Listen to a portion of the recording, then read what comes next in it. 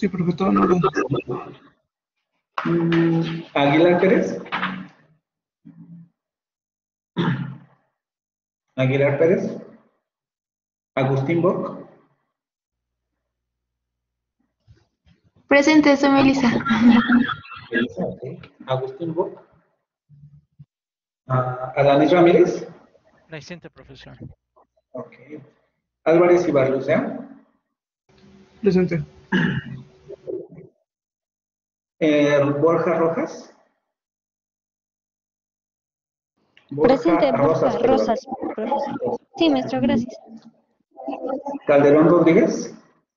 Presente. Vale. De Lucio Cruz. De Lucio Cruz. ¿No? Flores Yanis. Presente. Okay. Gallegos Mendieta. Presente. Gallegos Mendieta. García López.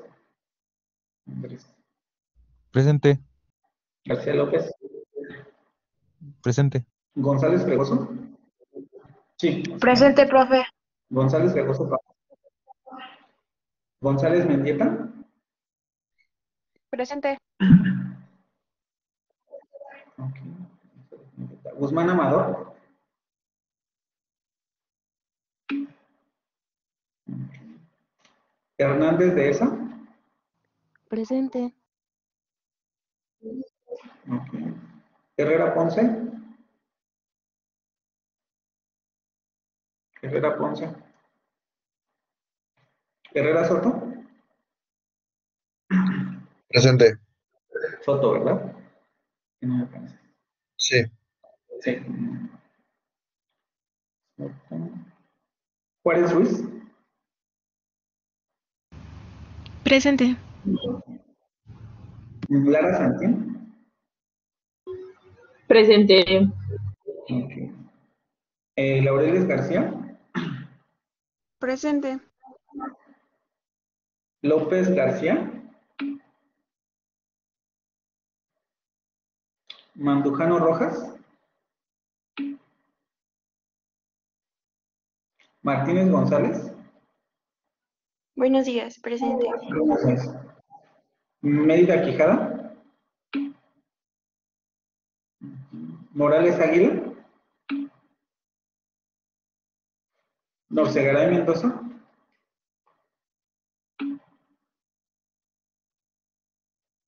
Núñez Campos. Rafael Achula. Okay. Ramírez Paredes. Ramírez Paredes, ¿no? Rodríguez Sánchez. Edman. Rodríguez Sánchez. Rojas Dorado. Rojas Dorado, ¿no? Sánchez Cerrillo.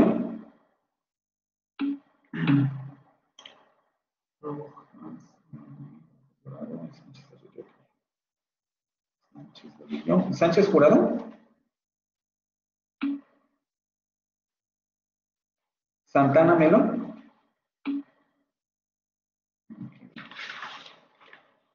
Santillán Morales.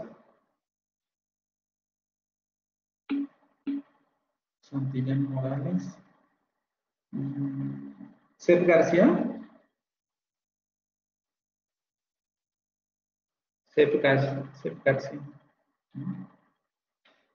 Torres Soto.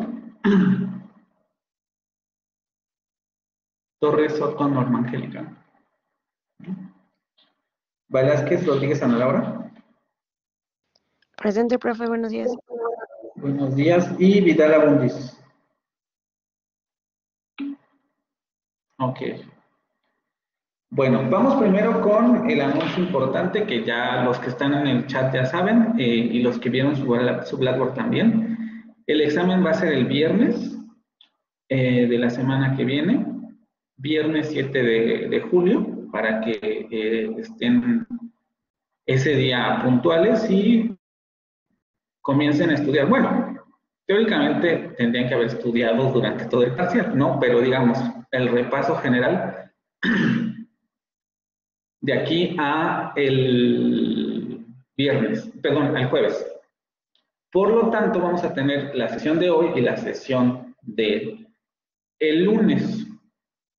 Ya hablaremos de esto un poquito al final de la clase, pero mi idea sería que el lunes, si no terminamos la clase, obviamente el lunes, y hacer un repaso general el lunes. Pero el repaso general es, no voy a pasar todas las diapositivas otra vez porque no, ni nos va a dar tiempo ni tiene caso. El repaso general es, ustedes ya vienen estudiados con las dudas específicas que tengan con relación a los contenidos del curso o a lo que sea que les haya causado conflicto en su práctica de estudio y realizar preguntas, digamos, hasta cierto punto específicas con relación a los contenidos.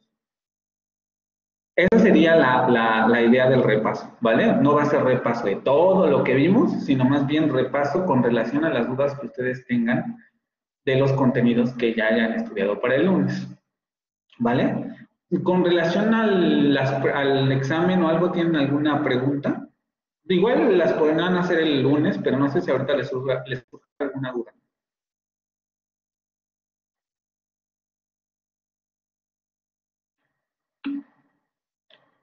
Es el 1 de julio, exactamente, el jueves.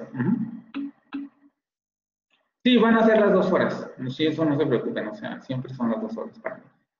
Porque sé que en una no la van a contestar, ¿no? Ni en 1 hora y media, o sea, se van a tardar. Son 30 reactivos, les voy a poner 30 reactivos, pero van a ser, ya saben cómo es la mecánica de los exámenes en Blackboard, ¿no? Les da las preguntas de manera aleatoria y ustedes tienen que contestar. Entonces van a ser 30 preguntas que les va a dar la plataforma, es sobre todo lo que hemos visto, todo, y pues las preguntas que les toquen serán de los contenidos específicos que haya.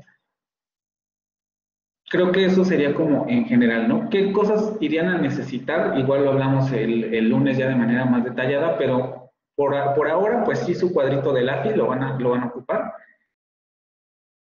De sus fonemas, ¿vale? Porque también las van a ocupar. Ahorita vamos a hablar un poquito del inventario que me entregaron, ¿no? Pero, ¿alguna otra duda con relación al examen?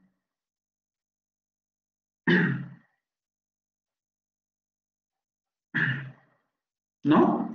Bueno, voy a hablar un poquito de sus inventarios del inglés porque ayer me llegaron unos mensajitos de un compañero preguntando sobre su calificación. Y sí les tengo que decir algo. Aprendan a leer instrucciones, chicos, porque no las leyeron o no las volvieron a revisar después de que yo se las di, ¿no? Sobre todo a las personas que obtuvieron un bajo puntaje. Primero les voy a presentar mi propia simplificación. La mayoría o las personas que obtuvieron arriba de 6, más o menos se acercaron a este tipo de representación que voy a hacer, ¿no? Que les voy a enseñar.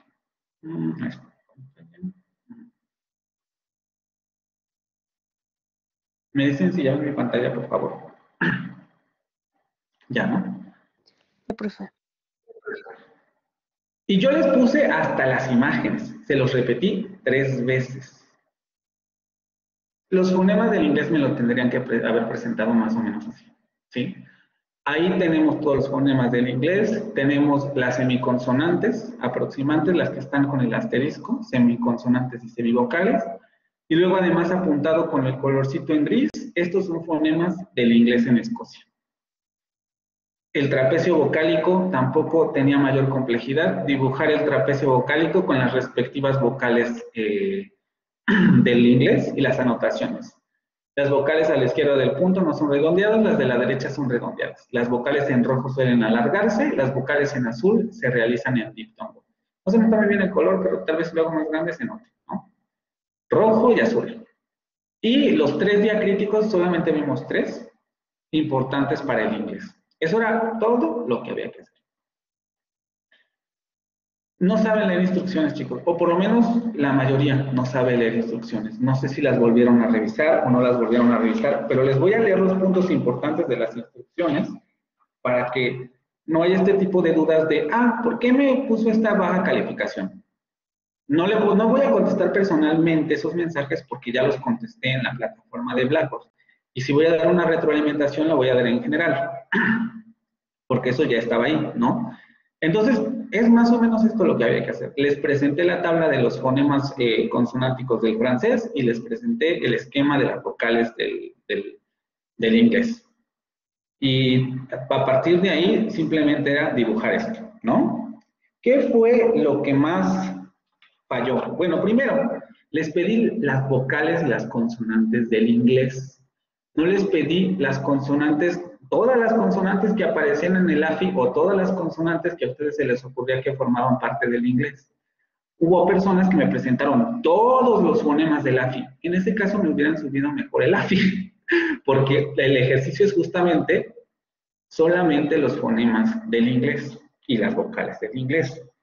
Otra cosa que les puse, y se los puse hasta con mayúsculas, intentar la mayor claridad posible. Si sus inventarios no se pueden comprender con la misma facilidad que el AFI, serán evaluados con bajo puntaje.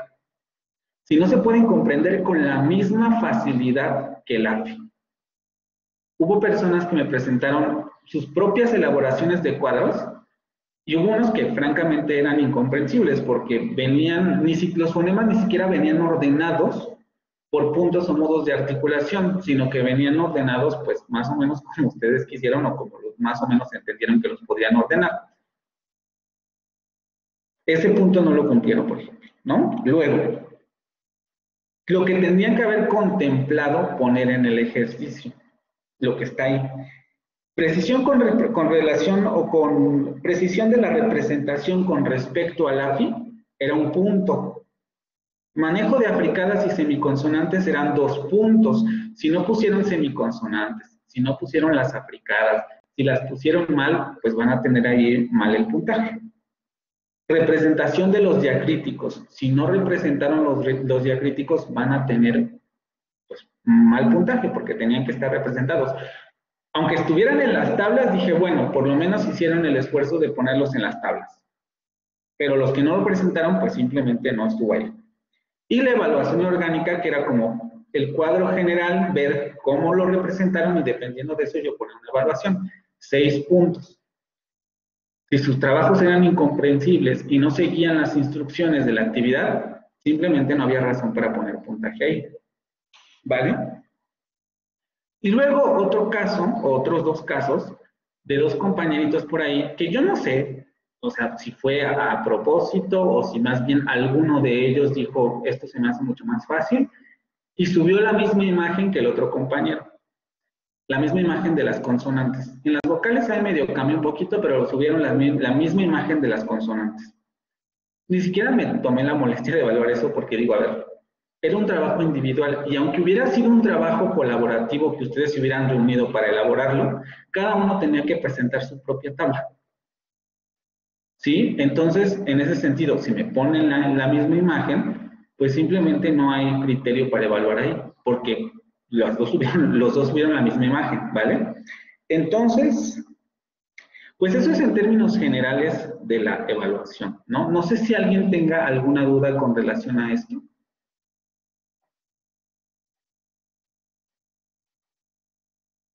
Y son las mismas instrucciones para los inventarios del francés, ¿no? O sea, va a ser exactamente igual.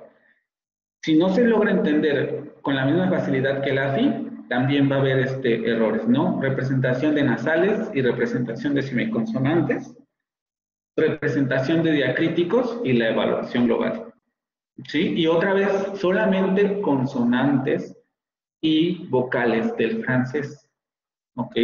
Esa es la instrucción, o sea, por eso no entiendo por qué muchos me mandaron trabajos en donde, por ejemplo, contemplaban todas las consonantes y todas las vocales, porque era como de, no solamente pedí las del inglés, si hubiera pedido todas, pues mejor suben la tabla del AFI y nos evitamos el problema. Pero sí, no sé si tengan alguna pregunta con relación a esto.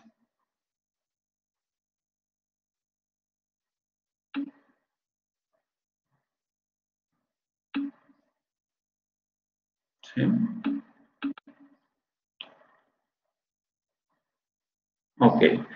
Entonces, por favor, digo, no nada más para mi materia, sino en general, hay que leer detenidamente las instrucciones y prestar atención cuando se está explicando el ejercicio, porque si no, justamente ocurren estas cosas y después entramos en problemas o en conflictos, porque ¿por qué me evaluó así? O a lo mejor ya se ensañó conmigo.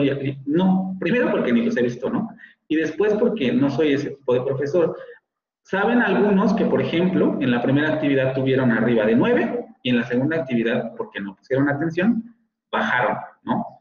Entonces no soy como de dar calificación por favoritismo ni nada por el estilo, ¿vale? O sea, dependiendo de lo que ustedes me entreguen, yo evalúo los trabajos, ¿ok? Entonces, ¿nadie más? ¿Dudas? ¿Cuestiones?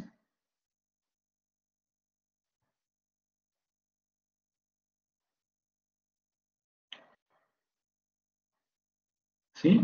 Y otra vez se los vuelvo a mostrar para que lo chequen. Ahora, no los voy a subir antes del examen porque la idea es justamente que como ustedes trabajaron esto, ustedes están frescos con el inglés en la cabeza y podrán corregir la tabla, más bien ya con lo que les acabo de mostrar y con lo que les comenté, podrán corregir sus tablas para tenerlas a la mano porque las van a utilizar. Si no quieren meterse en engorros con el AFI, ¿no? O sea, el AFI va a servir como apoyo, pero en realidad los ejercicios se van a poder resolver bastante fácil con las simplificaciones. Entonces, para que aquellos que a lo mejor tuvieron errores en este aspecto, pues puedan corregir las tablas. ¿Sí? ¿Todo bien entonces o algún otro comentario? Porque ya no volvemos a tocar este tema.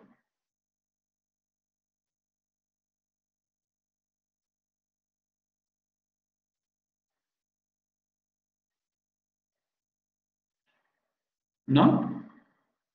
Bueno, entonces vamos a pasar a la presentación en lo que nos habíamos quedado. Ok. Vamos a pasar a la presentación, les digo, en lo que nos habíamos quedado.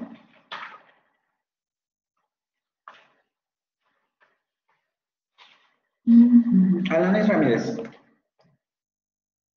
Sí, escucho.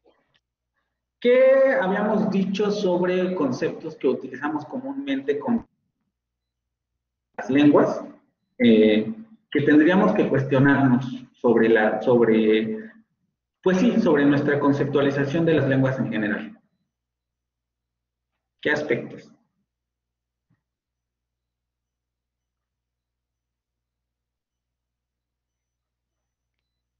El aspecto de como no región, sino donde la gente, que muchas veces o sea, puede ser el mismo idioma, pero existe, por ejemplo, lo que nos mencionó del Spanglish.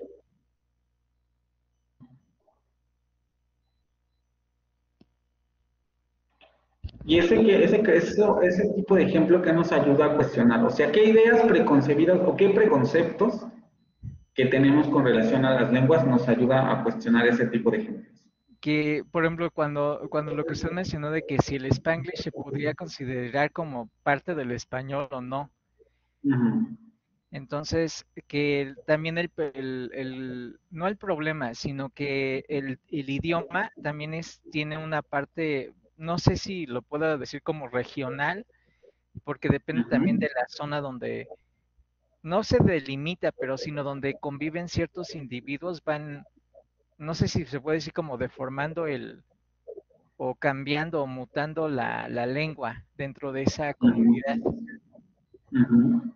Ok, sí, aunque igual la pregunta me sigue quedando ahí, ¿no? O sea, ese tipo de ejemplos, igual el ejemplo regional que acabas de poner, en el sentido de que en determinadas comunidades o determinadas regiones se pueden generar cambios lingüísticos de la lengua en general, ese tipo de situaciones, ¿qué conceptos nos ayudan o qué preconceptos nos ayudan a cuestionar con relación a la lengua en general? A ver, ¿alguien más? Vamos a ver. Sánchez Jurado. Mande, profe. ¿Qué conceptos nos ayudan a cuestionar los ejemplos que acaba de dar Cristian? ¿Me puede repetir la pregunta? ¿Qué conceptos o qué preconceptos nos ayudan a cuestionar los ejemplos que nos acaba de dar Cristian? Pues en términos de regionalismo, pues podría Acuérdense ser. también un poco que, perdón por la interrupción, que la lectura habla el principio, al inicio de la lectura de esto, ¿no? Ese tipo de ejemplos que da Cristian, ¿qué preconceptos nos ayudan a cuestionar con relación al lenguaje? A ver, Iván. Pues primero, el contexto sería el lugar, el entorno,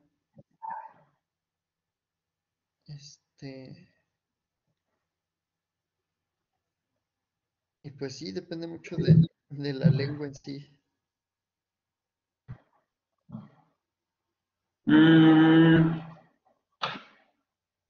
A ver, vamos a ver si alguien más por aquí. Espera.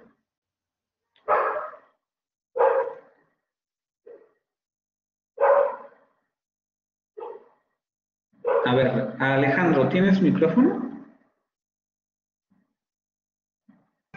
Sí, profe. Explica un poco más. Pues esta parte que por decir mencionaba mi compañero de la región y cómo hay este cambio lingüístico, pues es lo que podríamos llamar un regiodialecto, ¿no? Y pues es lo que nos hace cuestionarnos como esta variante dialectal de alguna lengua. Es como el concepto que nos hace cuestionarnos. A ver, ¿alguien más? ¿Quién más quiere ayudar a los compañeros?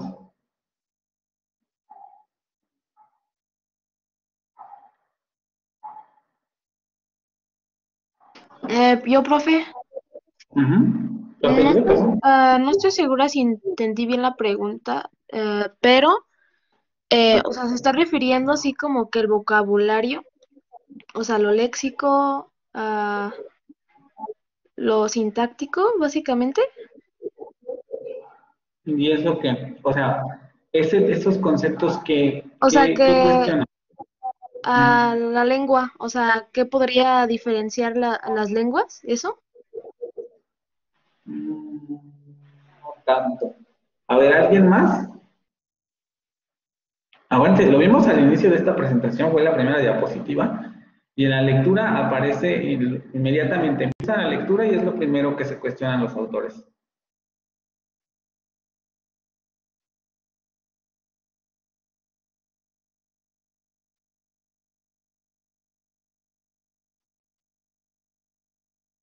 ¿No?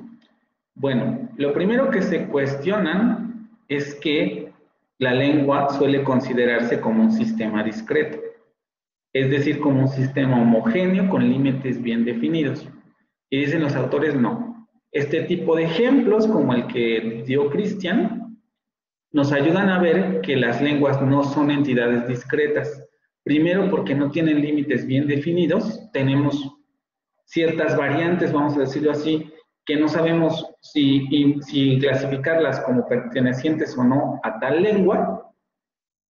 Y además también tenemos el hecho de que dentro de las propias lenguas existen variedades regionales, como bien mencionaban por ahí, que nos permiten ver que una lengua no es homogénea al interior, sino que también hay variación al interior de la lengua en cuestión.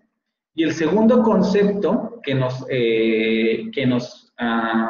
permite que se cuestionan los autores es el de dialecto, entendido como un concepto que se utiliza para denigrar o para marginar determinadas lenguas o determinadas variantes que son consideradas impropias o de poca calidad, ¿no? De manera subjetiva, es decir, desde la perspectiva muy subjetiva del hablante que considera que esa variante es marginal, pero desde el punto de vista lingüístico no hay ninguna razón para señalar ese tipo de marginalidad. Pero, dicen los autores, hay que cuestionarnos también este uso del concepto porque necesitamos afinarlo un poco más. Necesitan leer detenidamente, chicos, y necesitan revisar las diapositivas, porque en el examen van a venir preguntas prácticas sobre estos conceptos, y si no los tienen claros, no van a poder responder el examen, o por lo menos esas preguntas, ¿vale? Iván, dime. En resumen, los dos conceptos serían uno que es limitada y la otra sería el lugar. A ver, pero cuando dices los conceptos es que sería limitada, ¿te refieres a que entendemos la lengua como limitada o entendemos, cómo entenderías así la lengua? El sistema. El sistema es limitado, ¿no? Pero tú dirías que eso es lo que están diciendo los autores o más bien están cuestionando esta idea. No, pues es lo que dicen los autores. O sea, solamente quería como ¿Segurísimo? resumir los dos conceptos. No, porque justamente, o sea, por eso te digo, hay que tener mucho cuidado con cómo definimos, porque si tú me dices que la lengua es limitada, yo te diría, a ver, explícame en qué sentido es limitada. ¿En que tú te refieres a que es regional? O sea, ¿a que esa es la limitación de la lengua? Entonces, ¿a qué se refieren con limitada, profe? Yo no hablé en ningún momento de limitación, ¿no? Me refiero a que la lengua, ¿cómo lo puedo explicar de una mejor manera? Tal vez con círculos. Dice como, no es que dice Déjame. como sistemas con límites bien definidos. O sea, solamente quiero saber a qué se refiere eso. Justamente eso voy, o sea, por eso no es no es como limitada. Vamos déjame abrir otra diapositiva.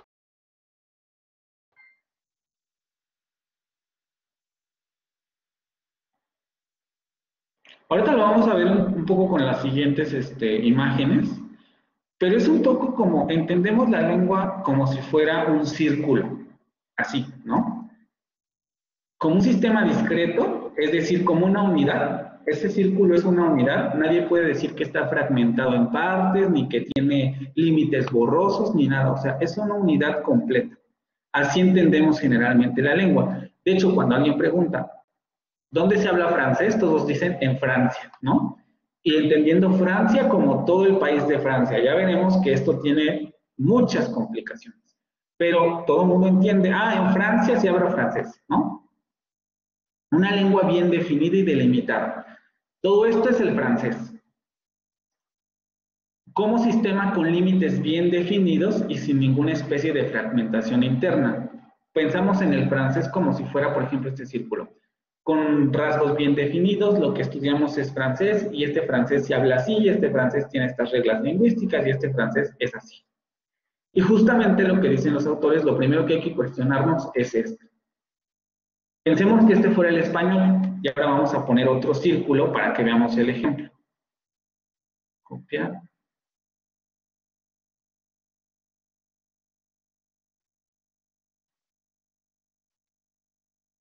Este lo voy a poner sin relleno. Y pensemos que esto es el inglés, ¿no? El círculo blanco con el contorno nada más. Y pensemos que ese es el inglés. El azul fuerte es el español y el clarito es el inglés. Y era lo que les comentaba yo al principio. El Spanglish estaría en esta zona intermedia de unión, aquí. Y la pregunta sería, ¿el Spanglish pertenece al español o el Spanglish pertenece al inglés?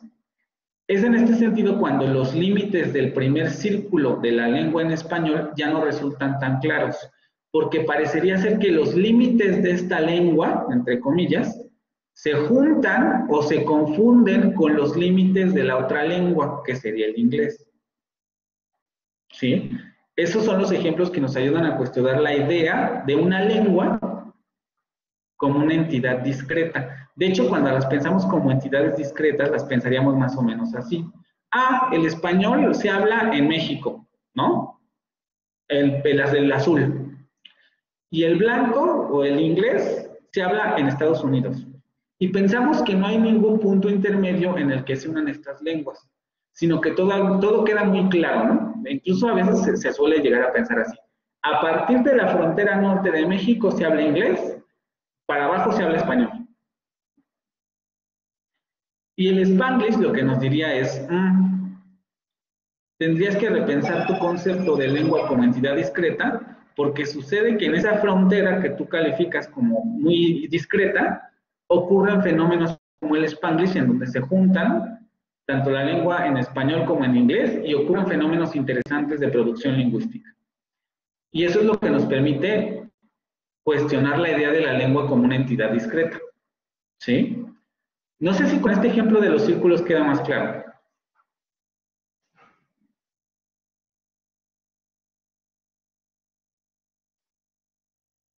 Sí, sí me queda claro.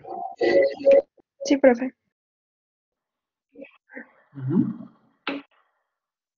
Y luego el segundo concepto les digo el asunto de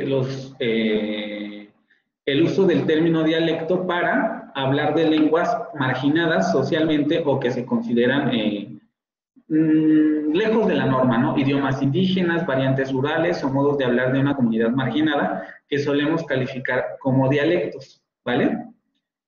Ese sería el primer cuestionamiento. Y luego,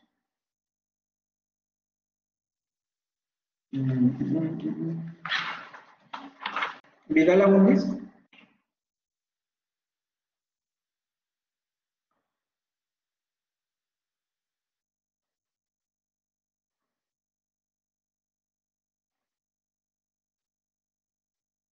Vidal Abundis.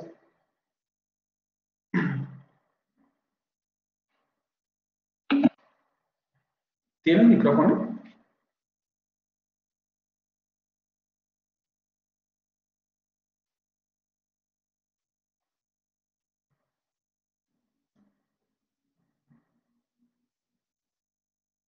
Por ahora no. Bueno, es que necesito que estés un poquito más rápido. Aguanta.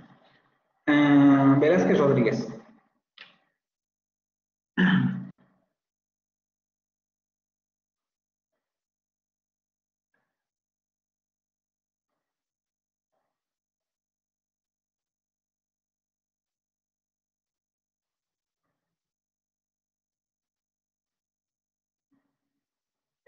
Velázquez Rodríguez, ¿no?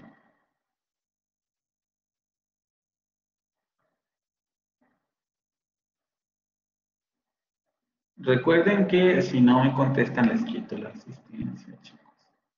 Vale. Velázquez Rodríguez, ¿no? Santillán Morales.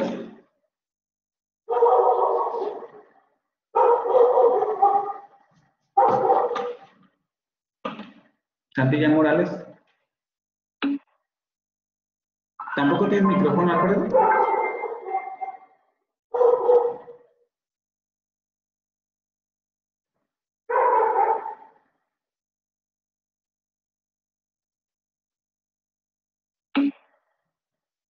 De hecho, lo estoy reparando. Bueno. Santana Milón.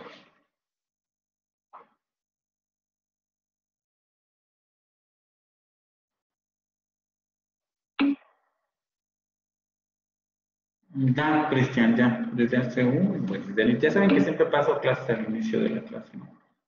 Sí, hay que conectarse temprano y si entran un poco tarde, pues avisarme a la hora, ¿no? Ya son 9:44, ya no te puedo poner las, ¿no? O sea, avísenme a los 20 minutos, igual todavía les podría poner asistencia, pero ya a las 9:44 ya no.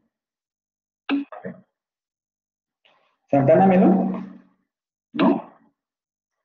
¿Tampoco tienes el micrófono, María?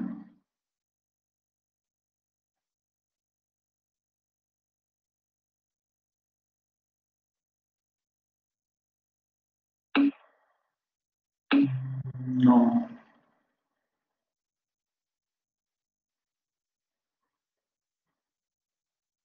No te escuchamos, María.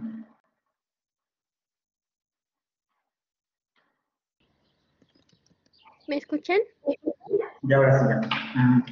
Después hablamos de dos definiciones preliminares, perdón, sobre Dios.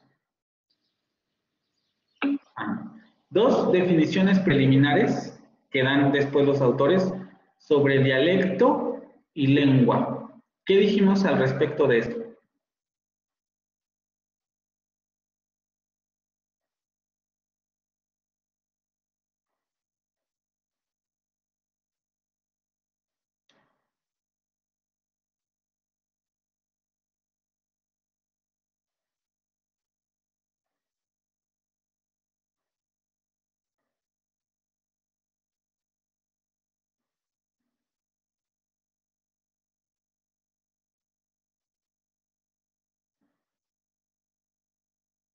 Marian, ¿me escuchas?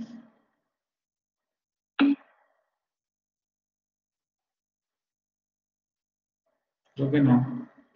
Bueno, a ver, ¿quién que tenga micrófono quiere participar sobre este punto para que avancemos un poquito más rápido?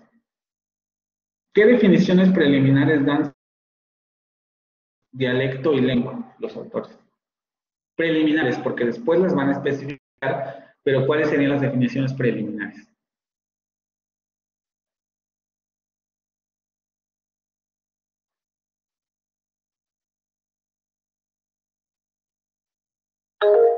A ver, Itzel.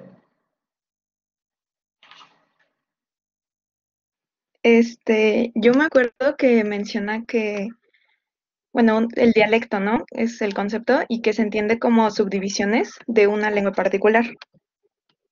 Uh-huh. ¿Y cuál sería la característica preliminar que dan sobre esa subdivisión?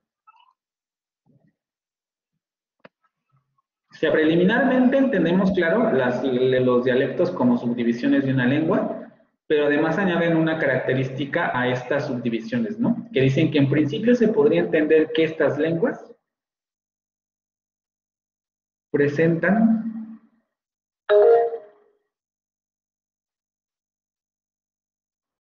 que es algo que después se vuelven a cuestionar, pero en un primer momento dicen, estas lenguas, estas subdivisiones de lenguas, presentan qué características, Itzel.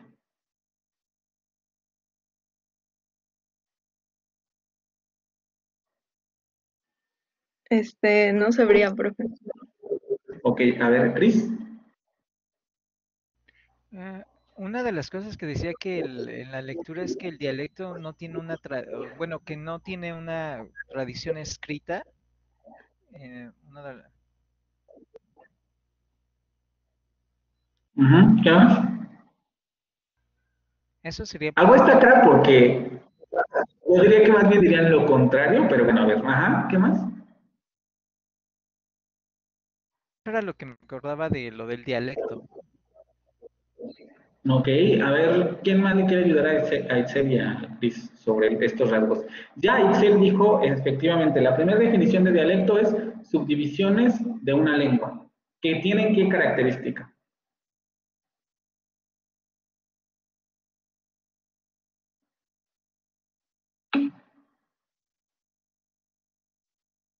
Es una variante de la lengua principal. Sí, es más o menos lo mismo que acaba de decir exactamente, Adrián.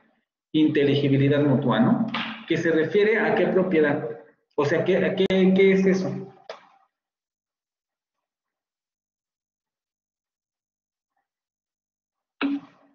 Que se entienden entre sí, exactamente. Es la primera definición que dan sobre dialecto y dicen, esta definición también hay que cuestionarse. Y volvemos un poco al asunto del Spanglish, ¿no? ¿El Spanglish es dialecto del español o es dialecto del inglés?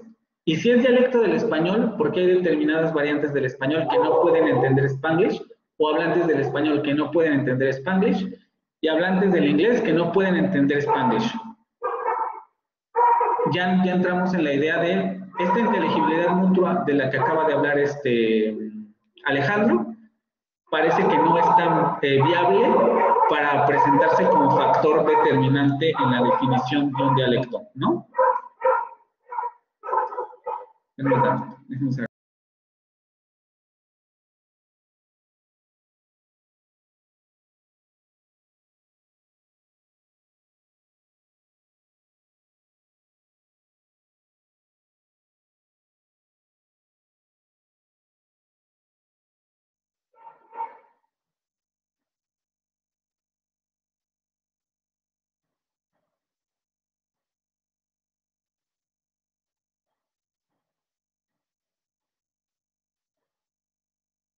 ¿Ya me ven otra vez?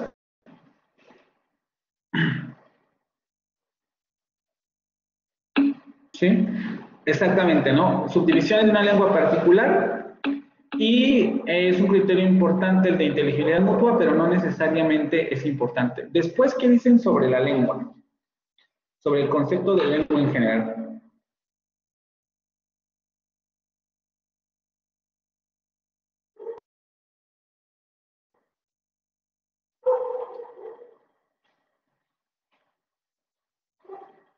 A ver, ahora sí vamos por nosotros. Ramírez Paredes, creo que sí, fue quien me dijo que no, que es lo de la asistencia, ¿no?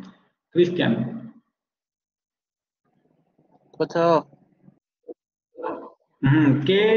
Después, ¿qué dicen sobre la lengua los autores? ¿Qué dicen sobre este concepto? ¿Más qué, perdón?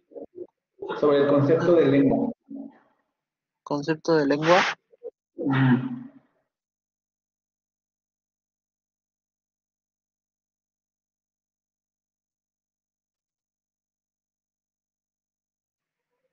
La verdad no sé, profe.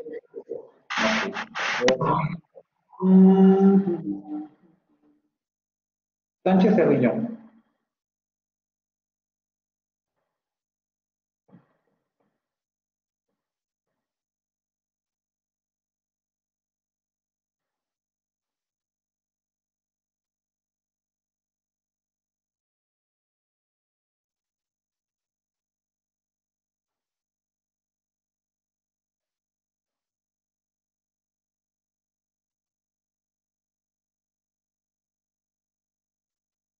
¿No?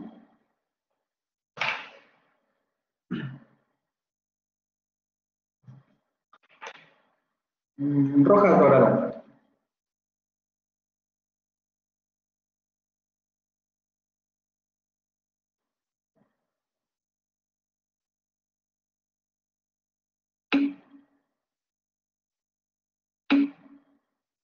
¿Qué dicen sobre el concepto de lengua? ¿Los autores dirían eso? ¿Que la lengua es lo que identifica a un país? ¿O lo dirían en qué sentido? A ver, dime, Camila.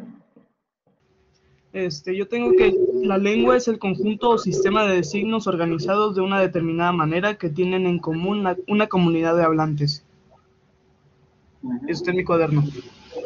Y esa definición, a ver, sí, pero primero los autores dicen, este concepto que utilizamos de lengua, lo tenemos que cuestionar por qué.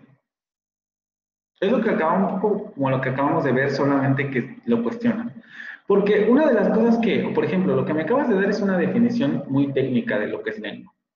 Pero para los que leyeron de lectura se habrán dado cuenta que en un principio no dan definiciones técnicas los autores, sino que justamente se cuestionan estos conceptos.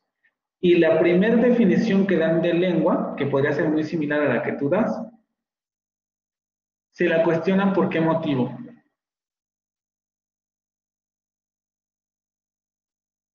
Que además tiene que ver con lo que acaban de decir de inteligibilidad mutua. A ver, Itzel, dime. Es porque existe como una problemática, porque se piensa que los hablantes existe la problemática entre lengua y dialecto, porque se suele pensar que todos los hablantes de una lengua se pueden entender entre sí, cuando no siempre va a ser así. A partir de ahí dicen que el término lengua, ¿qué? Sí, es lo que, pero ¿qué dicen sobre ese término? Que no es tan, no sé cómo decirlo, como técnico, porque la lengua se puede definir como por factores políticos o sociales, ¿no? Exactamente, que la lengua es un término poco técnico porque lo que definimos como una lengua se define, valga la redundancia, a partir de factores que no necesariamente son lingüísticos. Se definen según factores políticos, económicos, culturales, etc. Era un poco lo que les explicaba del francés, ¿no? Todo el mundo cree que en francés, en Francia en general se habla francés porque es la lengua nacional de Francia. Ya habríamos de preguntarle a todos los hablantes de otras lenguas al interior de Francia si consideran que el francés es el idioma nacional de Francia, pero en términos políticos, económicos, culturales, porque todo lo que se publica en francés se publica desde París y además son los medios oficiales, están en el francés que nosotros conocemos. Pero les digo, ya les preguntaríamos a las otras lenguas que se hablan en el mismo interior de Francia, si consideran que su idioma es el francés. Entonces se define por términos políticos, económicos y culturales y por tanto es un término poco técnico, ¿sí? Chicos, hay que leer y hay que repasar las diapositivas. Yo no se las publico, pero ustedes pueden tomarle fotos a su pantalla para que las puedan repasar. Se los vuelvo a repetir, si no estudian esto, el examen se les va a complicar porque yo sí tiendo a preguntar cosas de esta naturaleza, ¿vale? Entonces, porque las estamos viendo, están en la lectura y las repetimos varias veces. Primero se las expongo yo, luego les hago las preguntas para ver si comprendieron y además vienen los conceptos en las lecturas. Entonces, si no leemos y no estudiamos estas cosas, el problema va a ser en el examen, ¿eh? Y a partir de ahí dice que necesitamos nuevos conceptos y es en lo que nos habíamos quedado. Y primero daba el concepto de variante, que en ese texto lo traducen del inglés como variedad. Es muy importante que tengan muy en cuenta estas distinciones porque son muy sutiles y al mismo tiempo son muy problemáticas, ¿vale? El primer término de variante la definen como un término neutro, aquí lo importante es un término neutro, aplicado a cualquier clase particular de lengua que deseemos considerar por algún motivo como una entidad individual. Aquí lo importante es esto de clase particular de lengua que deseemos considerar nosotros como una entidad individual. La variante es un concepto más bien operativo que utilizamos para definir un determinado conjunto lingüístico, ¿no? Por ejemplo, es un poco lo que les pongo aquí abajo. Es un concepto relativo, ya que podemos hablar entonces de la variante del inglés americano, entendiendo como todo lo que se habla en Estados Unidos, y la variante del inglés británico, entendiendo todo lo que se habla en Gran Bretaña. Pero al mismo tiempo yo podría decirles, podemos hablar de la variante del inglés de Londres, que está incluido en Gran Bretaña, pero que además se especifica solamente en Londres, y la variante del inglés de Nueva York, que se centra en una sola región de Estados Unidos. Vean cómo el concepto de variante es relativo a dependiendo qué tipo de unidad quiero yo delimitar dentro del sistema lingüístico, ¿no? Tengo toda la comunidad de habla inglesa, pero yo puedo hablar de variante norteamericana, puedo hablar de variante australiana, puedo hablar de variante británica, pero al interior de todos esos países y de todas esas demarcaciones puedo seguir hablando de variantes. Variante de Nueva York, variante de Londres, variante del norte de Gran Bretaña, lo veremos con la lectura, cómo se dividen las variantes de Gran Bretaña, variantes al interior de Australia, Nueva Zelanda, etc. Lo puedo ampliar tanto como yo quiera, pero también lo puedo reducir tanto como yo quiera. Lo que sí es que generalmente variante nunca se confunde con el dialecto. ¿Sí? Ahorita vamos a ver el concepto de dialecto, pero más o menos es como, variante nunca se confunde con el concepto de dialecto, sino que siempre forma parte de lo que conocemos como dialecto. En un esquema lo vamos a ver un poquito más detenidamente. Después lo que conocemos como acento va a ser el modo en que un hablante pronuncia y por tanto se aplica a una variedad que es fonética y fonológicamente diferente a otras variedades. Aquí lo importante en acento es que solamente nos estamos refiriendo al nivel fonético y fonológico de una lengua. Entonación, calidad de la pronunciación, fonemas o alófonos que puede presentar dicha variante, ¿sí? Todo lo que tiene que ver solo con la pronunciación. El acento es la pronunciación de una determinada variante. Es lo que les pongo aquí. Podemos asumir entonces que cada variante tiene su acento. La variante del inglés de Londres va a tener su propio acento característico. Y ojo que les estoy hablando de todo Londres, pero dentro de Londres vamos a ver que podemos tener varios grupos, ¿no? No vienen así en la lectura, pero si ustedes un poco, de una vez les adelanto lo que van a encontrar, probablemente ya se las suba la siguiente semana, porque ya vamos a empezar con el rollo de los exámenes y ya vamos a trabajar los contenidos que veremos en la siguiente parte del curso, van a encontrar algo que llaman Received Pronunciation, que sería como pronunciación recibida, algo así, ¿no? Y esa variante, que ya casi no se habla en Inglaterra, pero que de todos modos está por ahí, es una variante o la variante estándar que por mucho tiempo se consideró que era la variante, ¿no? El inglés al que todo el mundo debía aspirar. Y muchos actores, políticos, etcétera, tratan de imitar esa variante, ese acento de la Received Pronunciation. Pero nos daremos cuenta que en el Londres común y corriente, la variante normal londinense, o por lo menos la central, tiene otras características completamente diferentes que el Received Pronunciation. Entonces, cuando yo les hablo variante de Londres, hay que entender que también al interior de Londres podemos encontrar un montón de registros lingüísticos. Y todos esos registros también pueden tener su propio acento. Es decir, las variantes van a tener asociadas un acento.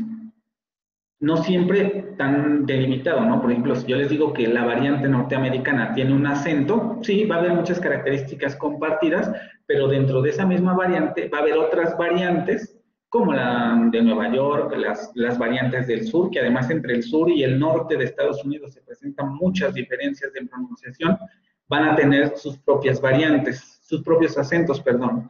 Y dentro de la zona sur también vamos a encontrar determinadas variantes que van a tener sus propios acentos. Lo que sí es que estos conceptos generalmente van juntos. Cada variante va a tener su propio acento. ¿Hasta aquí todo bien o alguna pregunta?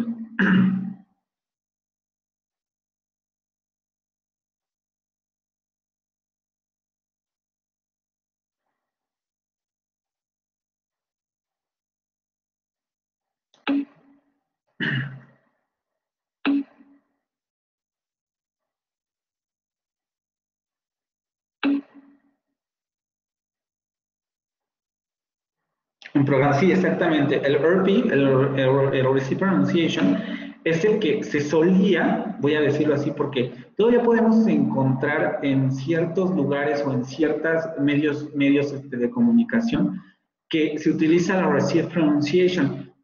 La BBC, por ejemplo, utilizaba mucho esta variante, ¿no?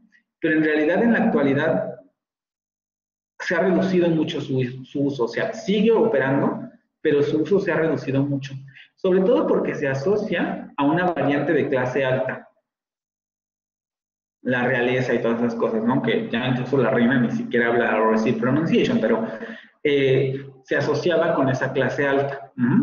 Entonces, sí, todavía se puede encontrar en ciertos programas, etcétera, pero ya no es tan operativo, ¿no? Sí, algo así, ¿no? Los fifi gringos, sí, más o menos algo así, que eran los que hablaban esta variante.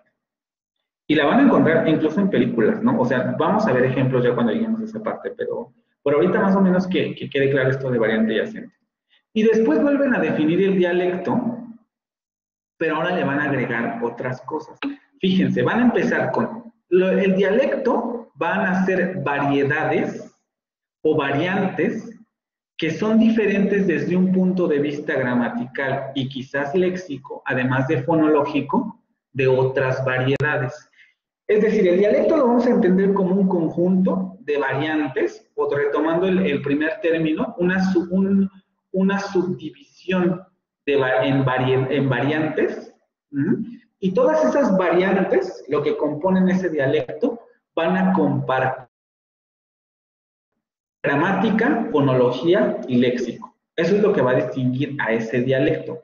Esas variedades, aunque no se entiendan, ¿no? O aunque haya cierta dificultad para comprenderse, lo que van a compartir esas variantes dialectales es que todas van a tener rasgos fonológicos, sintácticos, gramaticales, léxicos iguales o similares. Entonces, las variantes al interior del dialecto se van a definir por la similitud que presentan entre estas características, gramatical, léxico, fonológico, etc. Y cuando hablemos de dos dialectos diferentes, es que las variedades de cada uno de esos dialectos presentan diferentes, déjenme, a lo mejor si me ven más me van a comprender, porque este concepto es un poco más complicado. O sea, las variedades los dialectos, entendiendo como algo individual, incluso podríamos a lo mejor retomar otra vez el asunto de las plumas, entendemos que todos estos forman un dialecto, pero cada uno de los elementos de ese dialecto o de las variantes van a compartir rasgos similares, ¿no? Fonológicos, sintácticos, gramaticales, y justamente el que compartan esas características va a hacer que todas estas variantes pertenezcan al mismo dialecto. Y por tanto, si tenemos, supongamos que tenemos otro conjunto de variantes, lo que va a hacer que difiera un dialecto de este otro dialecto es que estas variantes van a tener características gramaticales, léxicas, fonológicas, etcétera, propias, y estos va a ocurrir lo mismo. Y las características fonológicas, gramaticales, léxicas, todas esas no van a ser compartidas por ninguna de las variantes que pertenecen a este dialecto ni a este dialecto, ¿sí? Eso es lo que va a distinguir estos dos dialectos.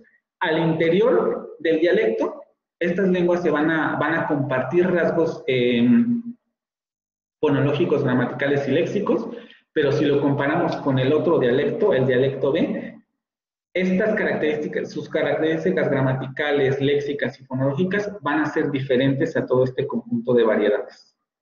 ¿Sí?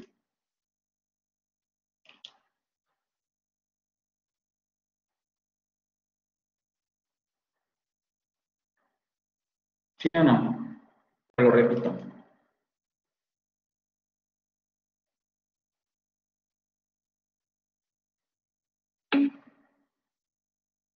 ¿Sí? Ok.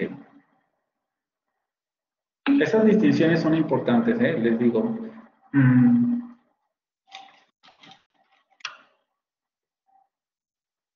Es decir, un dialecto está integrado por un gran número de variantes que comparten características fonológicas, gramaticales y léxicas.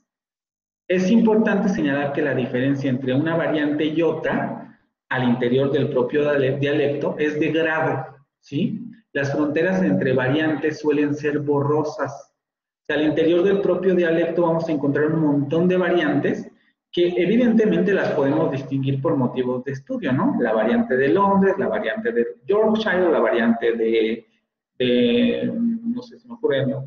De Cumbria al norte de Inglaterra, etcétera, ¿no? Pero los límites entre esas variantes van a ser borrosas, porque va a ser un poco complicado a veces definir dónde empieza una variante y dónde empieza otra. En la lectura que van a encontrar, o lo que les voy a dar en la siguiente sección, para la siguiente parte de este curso, la primera, va a hablar sobre un término que se denomina isoglosa. La isoglosa es como una línea imaginaria que se dibuja en términos lingüísticos para decir, aquí termina la variante. Sí, por ejemplo, toda esta comunidad comparte que la vocal X se abre. Y entonces aquí dibujamos una isoglosa, es decir, aquí termina la variante. Pero a veces sucede que las isoglosas se cruzan, ¿sí? Por ejemplo, lo vamos a ver ahorita con colores para que quede más claro. Supongamos que en la comunidad aledaña de esa comunidad que abre la vocal, en la otra comunidad cierran, no sé, aspiran la consonante. Pero sucede que este grupo, en donde se abre...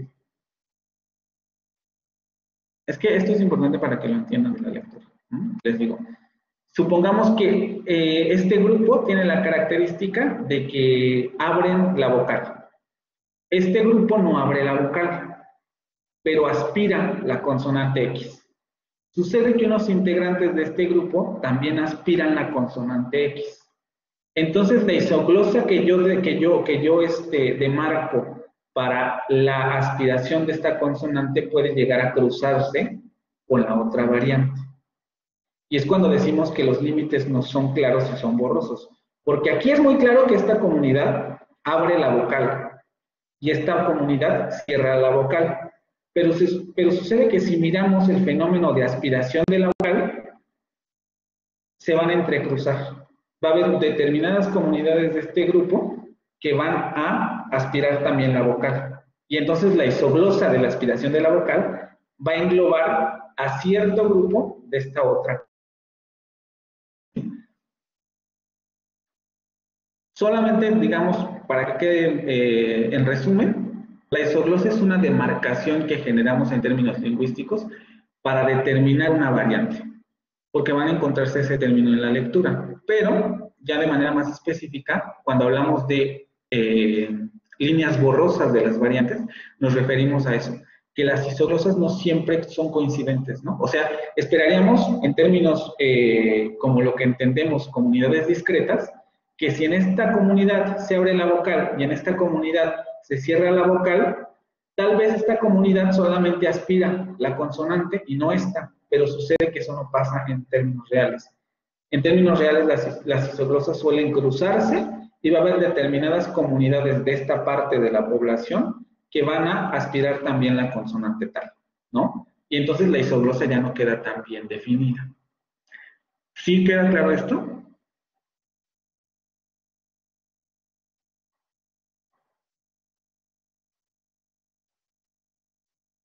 Igual cuando se encuentren este concepto en la lectura, pues búsquenlo, ¿no? Les digo, esa sería la definición más general de isoglosa, pero podrían ustedes igual investigar este concepto, ¿no?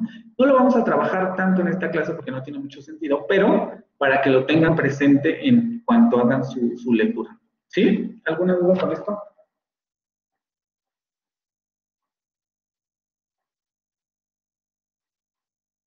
¿O todo claro?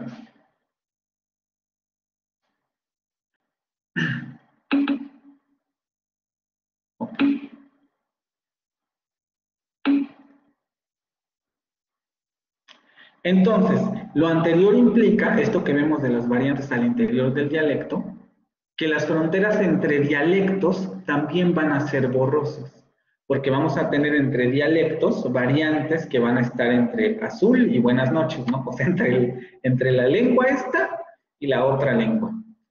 Y va a haber variantes que también van a ser borrosos los límites de los dialectos. No siempre, ¿eh? O sea, incluso en términos generales hay muchos cuestionamientos sobre estas cosas, pero tiene que ver con cómo funcionan las lenguas en sí mismas y en muchos sentidos cómo las lenguas están condicionadas por la geografía. Vamos a verlo también un poco. Es como la variación de las especies de Darwin, ¿no?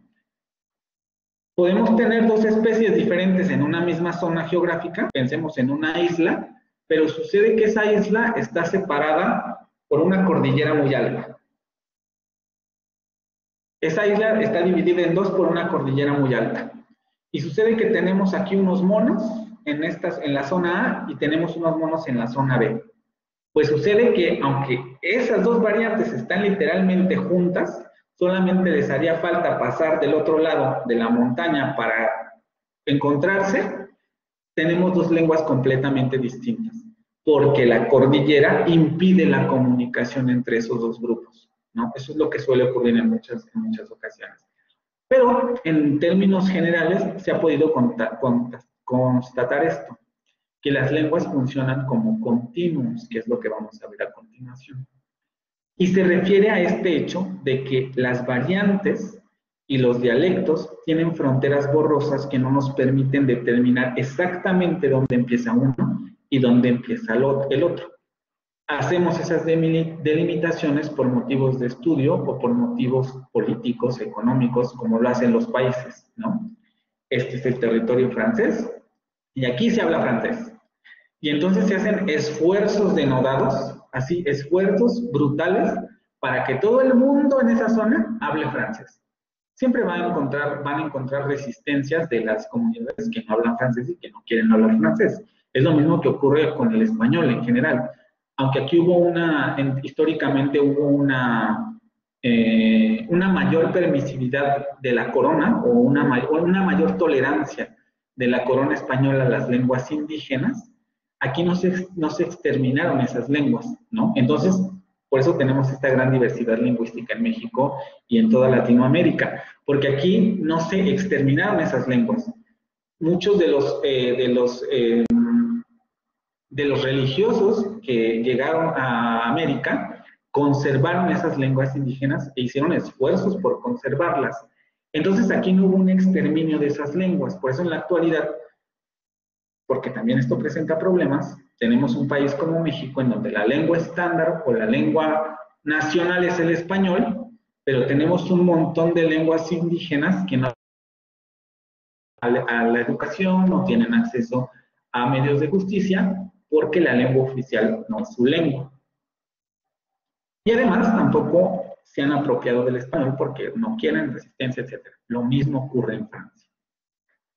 Tenemos un montón de lenguas francesas al que rodean la metrópoli, que no necesariamente son francés, pertenecen además a otras ramas lingüísticas, y se han hecho esfuerzos porque en todo el país se habla francés y probablemente todo el país lo entienda porque es el medio de comunicación que consumen, pero eso no quiere decir que en todas partes se va a hablar francés.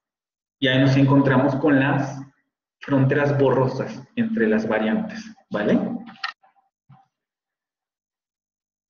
Vamos a verlo de una manera esquemática. Podemos decir, por ejemplo, que el francés, o dentro del francés, podríamos tener un dialecto A, un dialecto B, un dialecto C. Y hay que recordar aquí la definición. Cada uno de estos dialectos va a tener sus propias características fonológicas, morfológicas, sintácticas, léxicas, etcétera, ¿no? Entonces, cada dialecto va a tener estas características y van a ser diferentes entre sí. El dialecto A no se va a parecer morfológica, sintáctica, fonética o léxicamente al dialecto B, ni al dialecto C. El dialecto B tampoco se va a parecer morfológica, sintácticamente, bla, bla, bla, al dialecto A y al dialecto C. Y lo mismo ocurre para el dialecto C. No se va a parecer en estos términos con los otros dialectos. Pero al interior vamos a encontrar variantes. Entonces, por ejemplo, la variante 1 y la variante 2 del dialecto A van a compartir características sintácticas, morfológicas, fonológicas, sintácticas. Lo mismo la variante 1 y la variante 2 del dialecto B. Van a compartir características fonológicas, sintácticas, léxicas, etc. Y lo mismo para el dialecto C. La variante 1 y la 2 van a compartir rasgos fonológicos, sintácticos, léxicos, etc. Y a cada una de estas variantes se le va a poder asignar un acento, que es lo que está abajo, ¿no? En donde AN representa el número de acentos dependiendo de qué tan amplia sea la variante considerada. Por ejemplo, si yo digo en el dialecto A del francés tenemos una variante 1 en la región norte de Francia, lo que se le denomina como lenguas de hoy, o lenguas de Wa, por ejemplo, vamos a tener un montón de acentos. Porque dentro de esa variante hay muchas variantes. Pero a lo mejor si yo les digo, solamente vamos a hablar de la variante de París, los acentos se van a reducir a los que existan en París. O vamos a hablar de la variante de París, pero de la clase alta. El acento se va a reducir. O el acento de París en las zonas más marginadas del centro de París. El acento se va a reducir. Dependiendo de qué tan amplia consideremos la variante, van a ser los números de acentos que vamos a encontrar al interior de la misma. Y es lo que se representa aquí. Vean cómo ya vamos viendo que la lengua, entre comillas, como dijimos en un principio, es un término poco técnico, pero la lengua va a tener un montón de estratos a los que tenemos que ir para ver las diferentes variantes, acentos, pronunciaciones, etc. ¿Hasta aquí tienen alguna pregunta con esto? No sé si el esquema además queda un poco más claro a lo que nos referimos con cada una de estos conceptos.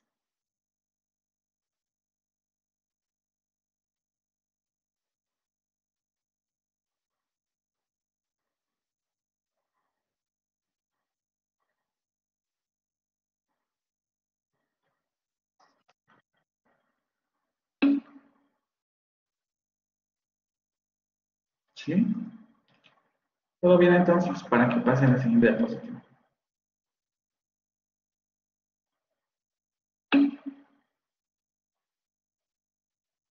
Ok.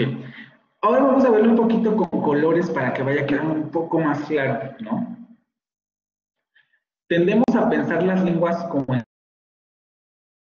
Vean, cada color está bien definido. Podríamos decir el primer morado es el español, el segundo lila es el francés, el rojito es el árabe, el naranja es el portugués, el amarillo es el chino, ¿no? Estoy hablando de lenguas incluso separadas para que quede más claro. Eso es como lo solemos pensar. Sin embargo, los dialectos y las variantes suelen presentar esta forma. Aquí yo les preguntaría, ¿cuál es la diferencia o dónde empieza el color azul, por ejemplo, del color lila? Es muy difícil que me puedan decir, ah, sí, aquí en esta línea, aquí empieza el azul y aquí empieza el morado. Lo mismo ocurre con los idiomas, ¿no? Entre una variante y otra vamos a encontrar una zona que generalmente va a ser compleja. En Francia tiene un nombre característico esta zona, y ahí es donde se ve más claramente este asunto. Intermedia, en donde están entre el azul y entre el moradito. Y entonces aquí los dialectos se presentan así, ¿no? Entre la variante roja y la variante anaranjada, ¿dónde definimos el límite de la variante roja y de la variante anaranjada? Sin embargo, por motivos de estudio, solemos realizar cortes al interior de ese continuo. Y es un poco lo que se representa con esta paleta de colores. Cada cuadrito, vean cómo si vamos de derecha a izquierda, tenemos colores, la misma gama de colores, variantes de colores, un poquito como está aquí, pero lo que hacemos para estudiarlo es, este cuadrito que está aquí es la variante A, y este cuadrito que está aquí es la variante B. O este cuadrito que está aquí es la variante A, y esta es la variante B. Y yo las corto por motivos de estudio, pero lo cierto es que entre esos dos cuadritos, pues sigue habiendo una zona en donde estamos entre la variante A y la variante B. No sé si con con estas imágenes queda más claro.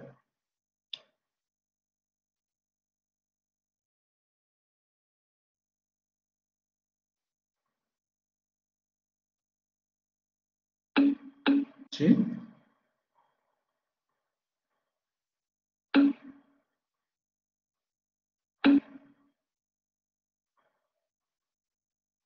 Eso es a lo que nos referimos como continuum en general, ¿no? Por ejemplo, los colores, la gama cromática de colores, esta segunda que les presento, es un continuum porque vamos pasando al otro color, pero las fronteras entre uno y otro color no son nítidas, ¿no? Donde hacemos el corte, no siempre es tan claro. ¿Dónde empieza el azul marino y dónde empieza el azul claro? Y en medio de ese azul tenemos un montón de azules, ¿no? ¿Dónde empieza el verde? Aquí ni siquiera está el verde, pero ¿dónde empezaría el verde y dónde termina el verde? Son preguntas que se hacen este tipo de cosas, ¿no? Ahora vamos a pasar a otros conceptos que sería variante estándar y variante no estándar. Estas no las van a encontrar en la lectura, pero es importante que la tengan presente porque justamente ustedes están estudiando una variante estándar, ¿vale?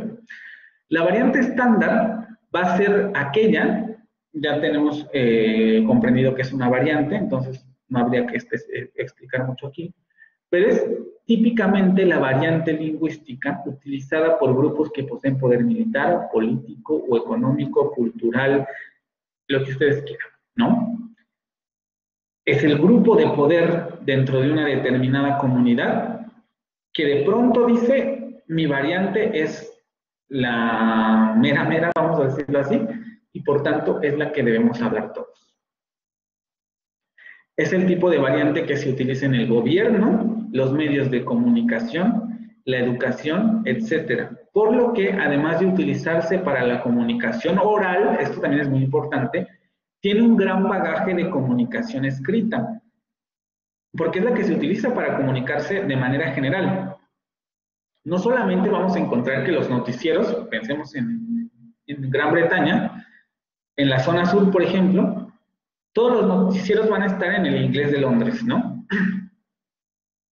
No solamente es eso, sino que además todas las comunicaciones que se emitan a otras comunidades que no tengan la variante estándar, se van a emitir desde el punto de vista de la variante de Londres, por ejemplo. Lo mismo ocurre en Francia, ¿no? Desde París, la variante parisina, la variante estándar parisina, es la que se va a imponer a través de los medios de comunicación, porque todos los medios de comunicación van a estar en esa variante, y además va a tener una gran continuidad escrita, porque la documentación gubernamental, los edictos, los periódicos, las leyes, todo se va a escribir en la variante estándar. ¿Sí? Aquí una pregunta sería, ¿es malo, es bueno esto? En general, suele ser adecuado para ciertas cosas, ¿no? Por ejemplo, para que ustedes vayan a Francia y se puedan entender con cualquier francés, con que ustedes sepan la variante estándar, seguramente los van a comprender, ¿no? Ahora que ustedes ya comprendan la variante específica de esa zona a la que vayan, ya es otra cosa, ¿no? Pero de que se pueden hacer entender y los van a entender desde la variante estándar, seguramente va a pasar, pero al interior de las comunidades no necesariamente, porque van a estar con un grupo lingüístico diferente. Es el tipo de variante al que ciertos grupos sociales aspiran, ya que la consideran como la norma, como la forma correcta de hablar su lengua. No todos van a hacer esto. Depende del grado de resistencia que tengan los grupos que pertenezcan a determinada zona, ¿no? Pero habrá otros grupos alrededor de la variante estándar que aspiren a hablar como los franceses en París, ¿no? Y todos ellos van a hacer un esfuerzo por ajustar su variante a la variante parisina, por ejemplo. No siempre se va a lograr, pero tienen esa aspiración. Es como ocurre aquí, ¿no? O sea, todo el mundo habla español, bla, bla, bla, pero la variante estándar del centro de México o la variante que pone la Real Academia Española en México, es a la que todo el mundo aspira. Y si todo el mundo quiere saber cómo se dice esta palabra, vamos al diccionario de la Real Academia Española. Si todo el mundo quiere saber si este uso es incorrecto o no, vamos a preguntarle a la Real Academia Española. Y la Real Academia Española nos lo plantea desde la estandarización del español en México. Es la variante que suele enseñarse como lengua extranjera, ya que se considera la forma de comunicación más eficaz y extendida de una lengua determinada. Y esto se deduce de lo que les acabo de decir. La variante estándar, vamos a decirlo así, monopoliza todos los medios de comunicación, tanto el oral como el escrito. Entonces, es la que se suele enseñar porque se da por sentado que si tú la aprendes, vas a poder comunicarte con cualquier hablante de las variantes del francés o de las variantes del español. Y esto efectivamente ocurre. El asunto es que aquí, otra vez volvemos a la pregunta. Más para ustedes que para mí, ¿no? Para mí la respuesta es más o menos clara, pero ¿podemos hablar como un hablante nativo? Vean toda la complejidad que ya mete el asunto de la dialectología, porque nos estamos dando cuenta que hablar como un nativo, no sé si ahora sí ya les queda claro, pero depende o es relativo a qué zona, geográficamente hablando, nos estemos refiriendo.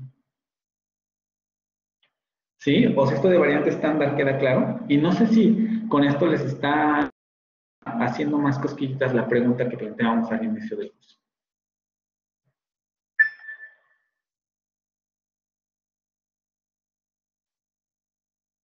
¿Sí? Para que pasemos a lo de variante no estándar.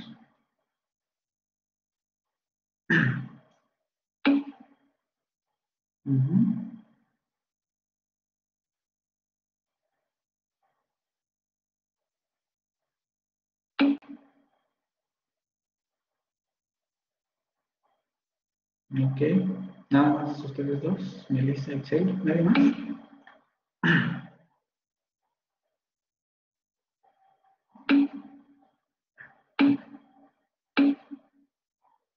Ok, bueno. Y obviamente vamos a tener su contraparte que sería la variante no estándar. Y como contraparte, simplemente va a ser lo contrario, ¿no? O sea, por ejemplo, son las variantes de los grupos sociales que no poseen poder militar político, económico, cultural, de lo que ustedes quieran. Las variantes aledañas. Lo vemos un poco en Francia, lo vemos en Londres, lo vemos aquí. ¿Qué variante es la que se considera con más prestigio? En la zona central, por ejemplo, ¿no? Del país de México. La variante que se habla en los grupos culturales de poder del centro de México. Háblese Real Academia Española, universidades UNAM, bla, bla, UVM, Unitec, lo que ustedes quieran, variantes cultas del español. ¿Qué entendemos por variantes no estándar? El español que se habla en Tepito, ¿no? Nadie va a decir, o por lo menos, fíjense hasta dónde llega el grado de subjetividad.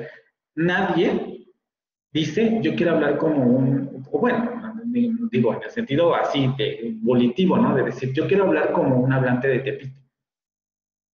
¿Sí? Hay casos en los que quizá pueda darse de que sí, yo quiero hablar como alguien de Tepito, o yo quiero hablar como alguien de Iztapalapa, yo quiero hablar como alguien de Coajimalpa, yo quiero hablar como alguien del Estado de México. Si nos vamos a las zonas más alejadas ya del Estado de México, Toluca, etcétera, o sea, nos daremos cuenta que el español va cambiando de maneras muy, muy evidentes. ¿Sí? Y todavía si nos vamos más lejos, Morelos, Cuernavaca, etcétera, ¿quién dice yo quiero hablar como hablan en Cuernavaca? Yo quiero hablar como hablan en Puebla, ¿no? Yo quiero hablar como hablan en Veracruz. Vean, esas variantes no están español, que no poseen poder militar ni político, las vamos marginando, porque justamente no se conciben como la norma, ¿sí? A ver, dime, Dani, dime, Cris. No, es que pienso que aquí en México como que es distinto, por ejemplo, no sé, a lo mejor por lo que estamos viendo de lo que mencionó de Inglaterra u otros países, porque, por ejemplo, aquí lo que es lo que sería el estándar acá, por ejemplo, desde el gobierno, por ejemplo, si ponemos al presidente, pues no habla una manera que diga usted distinta. Y luego se habla con los militares o hablan los políticos, como que se nota como que no hay como que no se ve algo más como, ¿cómo se dice? No elitista, pero como que aquí la cuestión del español que manejan ellos, pues no da mucho que desear ¿no?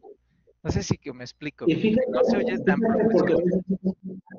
no, o sea, fíjate lo que estás diciendo, es muy bonito lo que estás diciendo, porque justamente, y todos que aquí lo han visto, les vamos a hablar un poquito de lo que acabas de decir, del presidente. El presidente tiene un acento tabasqueño del español, y como no se acerca a la norma, es motivo de burla de todo el mundo, porque no está hablando como esperáramos que hablaría un presidente de la República, lo que acabas de decir, porque no se escucha tan profesional. ¿Pero a qué se debe que no se escuche tan profesional? ¿A su acento o a la manera en que nosotros pensamos su acento? ¿A cómo valoramos su acento debido a lo que se nos ha enseñado? Esa es la diferencia entre la variante estándar y la no estándar. Como su pronunciación del español tabasqueño no es la variante estándar, pertenece a un grupo que no tiene poder político, económico ni cultural, que está en la zona de Tabasco donde él nació. Cuando viene al centro de México y comienza a hablar con su acento, los que estamos acostumbrados a la variante estándar, inmediatamente decimos, ni siquiera sabe hablar bien el español. ¿Sí?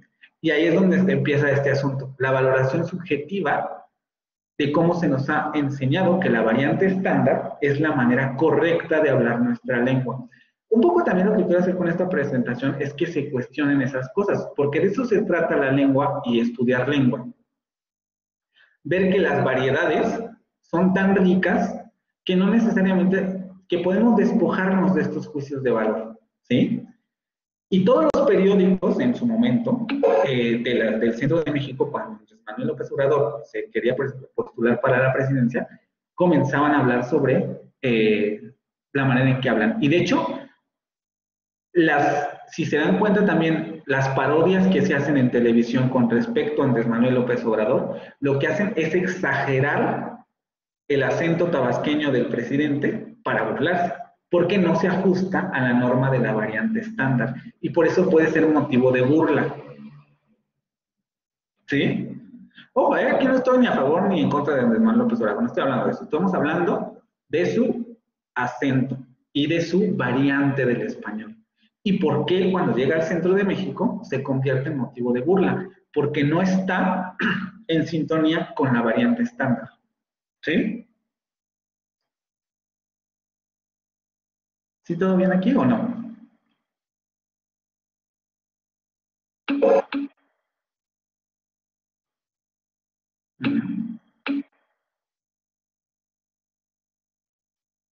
Y fíjense, vamos a ver más características. Se restringen al ámbito familiar, comunidades pequeñas o grupos específicos de personas, por lo que tienden a quedarse en el ámbito oral, ya que no se utilizan para la comunicación masiva. Hay muy poca literatura, muy pocos periódicos que digan, yo voy a escribir, por ejemplo, retomando el asunto de la comunidad tabasqueña, ¿no? Yo voy a escribir como hablamos aquí en Tabasco. Y entonces hace el esfuerzo por escribir con las aspiraciones, con la caída de vocales, con la caída de consonantes, etcétera, para escribir como se habla allá. Ningún medio de comunicación, ni de Tabasco, va a hacer eso, porque no es la variante estándar. Y entonces, este tipo de acentos, de características lingüísticas de esa comunidad, se van a quedar en los ámbitos específicos de la familia, las conversaciones de día a día, conversaciones entre amigos, comunicaciones inmediatas como ir a la tienda, ir a comprar X, Y, Z, pero no va a haber registro escrito ni va a haber grabaciones, a menos que las vayan a estudiar, ¿no? Los lingüistas y todos los que hacemos estos rollos, que vayan a estudiar esas variantes. Pero si no, los medios de comunicación pasan de largo de todas esas variantes. Porque todo lo que se va a ver en la zona central, en la zona de Tabasco o en cualquier zona de México, va a estar ajustada a las normas de la variante estándar. Por eso es que este tipo de variantes suelen quedarse en el nivel oral, porque no tienen comunicación escrita ni tampoco tienen acceso a los medios de comunicación.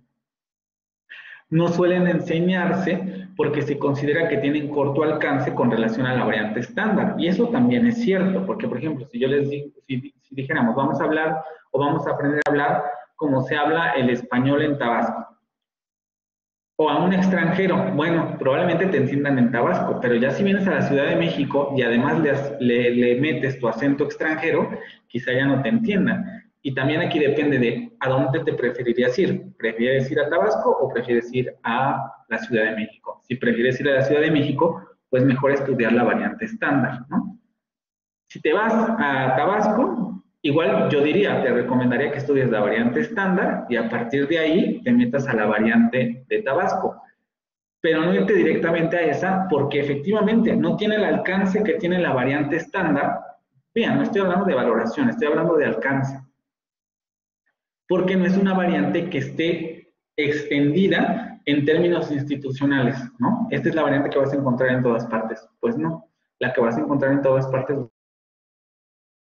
que dicta la Real Academia Española, los grupos de poder en la Ciudad de México, en el centro, vamos a ver que va a haber, a pesar de que el centro sea, por ejemplo en México, sea la zona de mayor poder económico y político, hasta ahora, entre comillas, vamos a tener centros de poder en el norte, en el Bajío, vamos a tener centros de poder en el sur, y todas esas van a marcar también reglas, pero no necesariamente tan fuertes como la de la variante estándar de la Ciudad de México. Y por eso se suelen enseñar ese tipo de variantes, porque son las que tienen más alcance. Si vas a cualquier parte, en cualquier parte te van a entender. Ahora, que ya entiendas la conversación cotidiana de esos hablantes de Tabasco, la conversación cotidiana de esos hablantes de Yucatán, la conversación cotidiana de esos hablantes de Sonora, ya es otra cosa. Pero de que te vas a hacer entender y de que te van a entender, probablemente sí. ¿Hasta aquí todo bien?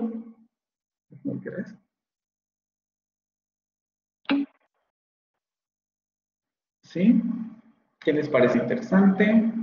¿Era algo que ya se van a dar cuenta? ¿La lectura les está haciendo más sentido con lo que estamos viendo ahorita o no?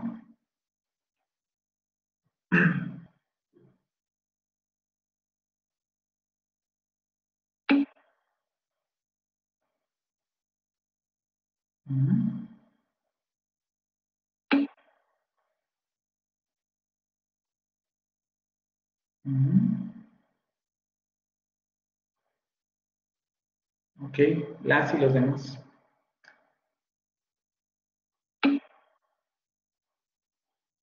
Sí, es un buen ejemplo, sobre todo porque es una persona que ha llegado al poder, ¿no? Al poder más alto. Y vean cómo todos los juicios, nada más hablando de lengua, ya si es bueno o no, ya es otra cosa.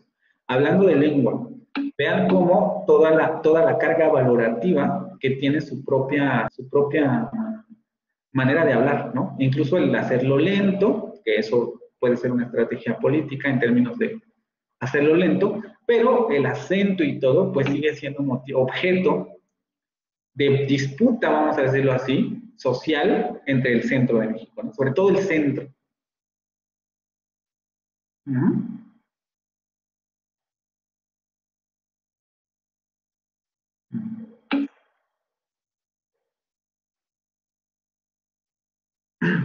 Y luego nos vamos con el asunto del continuum geolectal, sería el tercer concepto que vamos a ver. Se le denomina así al fenómeno que ocurre entre dialectos separados por una gran distancia geográfica. Sucede que entre ellos existe una cadena de variantes que, dependiendo de su contigüidad, presentan inteligibilidad mutua. Los hablantes pueden entenderse entre ellos. Y volvemos a la paletita de colores. Sucede que pensemos que estos dos dialectos A y Z están separados por una gran distancia geográfica. Dialecto A está, vamos a empezar a lo mejor en México. Dialecto A está en Yucatán y dialecto Z está en... No, es que el español suele ser más regular. El ejemplo, va a ser un mejor ejemplo el del francés, pero como todavía no tienen lo de la lectura, yo creo que lo vamos a omitir. Vamos a quedarnos con el español. Vamos a tener a lo mejor un dialecto A en la zona de Yucatán y tal vez un dialecto Z en la zona de Tijuana, ¿no? Y lo que sucede es que entre ellos va a haber un montón de dialectos y de variantes, ¿no? Que van a ir entendiéndose entre sí. Vamos a ver si con el colorcito queda más claro. El dialecto A dijimos en Yucatán y el dialecto Z está Tijuana. Pues sucede que si avanzamos un poquito de Yucatán y vamos hacia una zona más para acá, donde se les ocurre Chiapas, vamos a encontrar con otro dialecto, ya en el asunto moradito, ¿no? Pero para pasar a este dialecto tuvimos que pasar con un montón de variantes. Ojo que aquí estoy hablando de dialectos, cuando en realidad habría que ser variantes, pero les digo, el mejor ejemplo de dialectos es en francés. Aquí vamos a hablar de las variantes del español. Supongamos que en la variante esta de Yucatán nos vamos a la variante de Chiapas, y en Chiapas vamos a encontrar que existe entre la de Yucatán y la de Chiapas un montón de variantes que se pueden entender entre ellas, porque están cerca geográficamente, ¿vale? Y si después nos pasamos a la zona de Guerrero, Oaxaca, vamos hacia esta zona azul, en donde ya encontramos otros dialectos. Pero sucede que entre este dialecto de Oaxaca y a lo mejor los de Chiapas, tenemos otra cadena de dialectos que pueden entenderse entre ellos. Y si siguen yendo hacia Yucatán, estas otras variantes también las van a seguir entendiendo, porque están cerca geográficamente. Pero vámonos ya un poquito más al centro y vámonos hacia la zona de Morelos. Que a lo mejor la zona de Morelos podría ser este azul clarito, ¿no? Entre la zona de Morelos, la zona de Guerrero y Oaxaca, va a haber otra vez un montón de variantes que se van a poder entender entre ellas. Pero si a lo mejor en esta zona de Morelos se quiere ir a la parte más extrema de Yucatán, en donde a lo mejor el español ya hasta tiene características del maya, porque acuérdense que en esa zona todavía se habla maya, tal vez estos hablantes de Morelos que hablaban náhuatl, etcétera, y que tienen esas influencias, ya no se van a entender tan bien con estos de Yucatán, aunque se van a seguir entendiendo con los de Oaxaca y los de Guerrero, ¿no? Pero supongamos que vamos a la variante del Distrito Federal o de la Ciudad de México, que además es la norma, ¿no? Entre la variante de la Ciudad de México y la de Morelos puede haber inteligibilidad mutua, porque van a haber un montón de variantes que se van a poder entender entre ellas, pero si a lo mejor un hablante de la zona central de México va a Yucatán y se quiere comunicar con un campesino de Yucatán, tal vez ya no se va a entender tan bien, porque la variante dialectal, o la variante dialectal de esta persona de Yucatán va a ser bastante más diferente a esta variante de la Ciudad de México que a la variante de Chiapas. O sea, aquí lo que quiero que vean es este asunto, ¿no? Cómo conforme vamos avanzando en geografía, en términos territoriales, la variante A o el dialecto A se va a dejar de parecer del siguiente dialecto y lo mismo viceversa. El siguiente dialecto, conforme avancemos hacia el dialecto A, se va a dejar de parecer del dialecto A. Y así si seguimos avanzando, ¿no? Aquí podemos hablar de Zacatecas o de la zona de Querétaro, de la zona del Bajío, ¿no? Y ocurre lo mismo. Si estas personas del Bajío, pensemos incluso en variantes de las clases de variantes no estándar, ¿eh? Porque la variante estándar lo que nos hace es que, todos nos vamos a entender en español porque todos manejamos la variante estándar. Pero supongamos que las variantes no estándar del Bajío en Querétaro se van o algún hablante de esa variante se va a Yucatán y que otro hablante de una variante no estándar de Yucatán, que ni se entiendan, ¿no? Porque van a utilizar palabras que no necesariamente son iguales, gramaticalmente ya va a haber ciertas diferencias, fonéticamente también, es lo que nos pasa con ciertas variantes del yucateco, ¿no? A veces no se entiende dónde están haciendo la aspiración, se comen a veces, no ellos, ¿no? Pero podemos ver con otras variantes, ¿no? El asunto de la aspiración de las consonantes, lo rápido que pueden ir en algunas variantes, lo lento que pueden ir en otras, van cambiando ya las características de las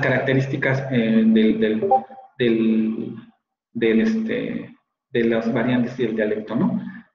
Lo que les comenté de la diferencia entre dialecto y variante, ¿no? O sea, el dialecto, es que lo tendría yo que volver a explicar todo, por eso les digo que cuando me digan, o sea, me digan en su momento, porque si no tengo que regresarme a ese tema. Voy a regresar con los colores. Un dialecto, pongamos este es dialecto A y este es dialecto B, va a estar conformado por variantes. El dialecto B también va a estar conformado por variantes. Las variantes del dialecto A van a compartir características fonológicas, léxicas, gramaticales, etc. Las variantes del dialecto B van a compartir entre ellas características fonológicas, morfológicas, sintácticas, fonéticas, etc. Y eso es lo que va a diferenciar esos dos dialectos. La diferencia entre dialecto y variante es que el dialecto contiene variantes y las variantes conforman un dialecto, ¿sí? Y los dialectos se van a distinguir porque las variantes de un dialecto y del otro las variantes del otro dialecto van a diferir sintáctica, morfológica, sintácticamente y fonéticamente, ¿sí?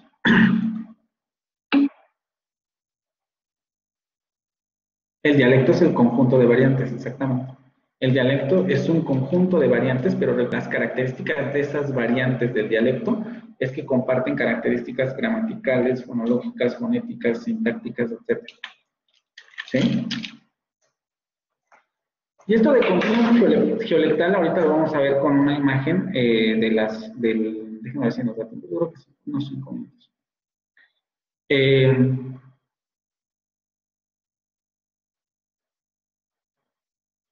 Del continuum geolectal de las lenguas romances que ponen ellos, ¿no?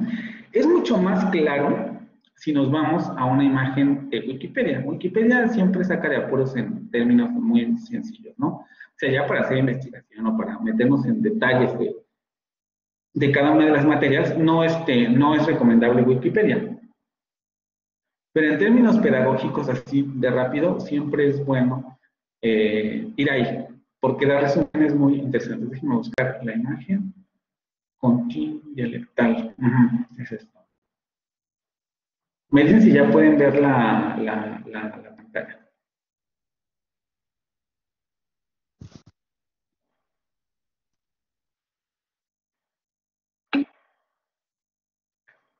¿Por qué? Primero vamos a verlo aquí. Vean.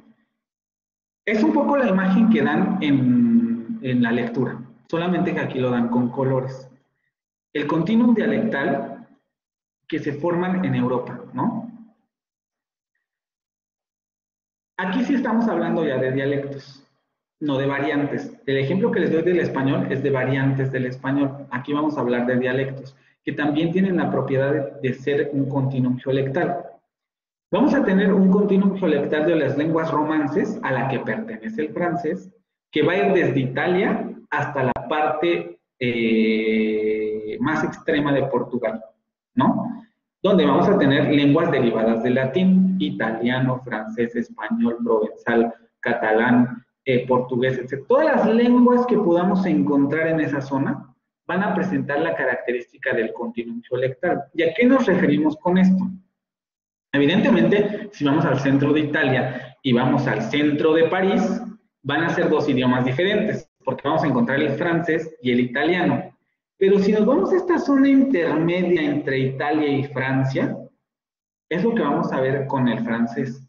Vamos a tener un montón de zonas intermedias en donde va a haber lenguas, porque se pueden considerar lenguas propias, en el sentido de idiomas definidos, que se van a parecer tanto a lo mejor a la variante del italiano más cercana que se hable por esta zona, y a la variante del francés más cercano que se hable por esta zona. Pero lo que ocurre es que, conforme vamos avanzando hacia Francia, la inteligibilidad mutua va a desaparecer. Es decir, si por ejemplo el hablante italiano va hacia el norte de Italia, tal vez aquí se pueda comprender muy bien con la gente, ¿no? Porque el italiano va a tener variantes, pero las va a entender. Pero cuando ya se va acercando a la zona de Francia, se va dando cuenta que va a tener que encontrarse con dialectos o idiomas francamente diferentes al suyo, y por tanto ya no se va a poder entender tan bien. Pero a lo mejor un hablante italiano del norte de Italia, que vaya un poco más hacia acá, se va a poder entender medianamente bien con estos hablantes, porque su variante o su dialecto se va a acercar mucho a estas variantes de aquí. Ya si se mete en Francia, ya va a ser más complicado, porque a lo mejor el hablante italiano de esta zona ya no se va a entender con los franceses que se encuentre aquí, ¿no? Pero a lo mejor los hablantes de esta zona fronteriza entre Italia y Francia van a poder entenderse medianamente con los hablantes franceses de esta zona. Y los hablantes franceses de esta zona tal vez entiendan más o menos bien con los hablantes del centro de Francia. Pero estos hablantes de aquí, de la zona intermedia en Francia, antes de llegar a París, ya no se van a entender con los italianos, ¿sí? Porque ya están muy lejos geográficamente. Y así nos podemos seguir yendo hacia la parte de Portugal. Pasamos a España, pasamos a Portugal, etcétera. Y todas estas partes van a presentar esa característica del continuum dialectal. Ojo, no siempre, ¿eh? Lo que les decía, va a haber zonas muy aisladas que van a desarrollar lenguas propias. El catalán, por ejemplo, es una de esas lenguas que se parecen al español, pero también están entre el francés, y es motivo de disputa política, etc. Se van a encontrar todo eso. Ese sería el primer continuum que nos presenta esta imagen. Luego, las lenguas germánicas occidentales a las que pertenece el inglés son las que están en azul, que van desde Alemania, Gran Bretaña, aquí ya no se ve, pero de Gran Bretaña nos vamos hasta Estados Unidos, Australia, parte de África, etcétera, ¿no? Las lenguas germánicas occidentales. Y aquí también lo que ocurre es que conforme vamos llegando hasta esta zona, se van a ir entendiendo, aunque vean como aquí ya nos marcan dos colores diferentes. El inglés y el alemán ya no van a ser lenguas iguales. Además tenemos una separación muy grande que es el mar. No va a ser motivo de esta clase, pero ahora en la actualidad pasar de aquí a Gran Bretaña suele ser relativamente fácil. Pero hay que pensar que en su momento históricamente, o sea, tenía que cruzar en barcos. Y esta zona es muy problemática porque es muy fría. Entonces era muy difícil que hubiera comunicación entre esta y esta otra zona, ¿no?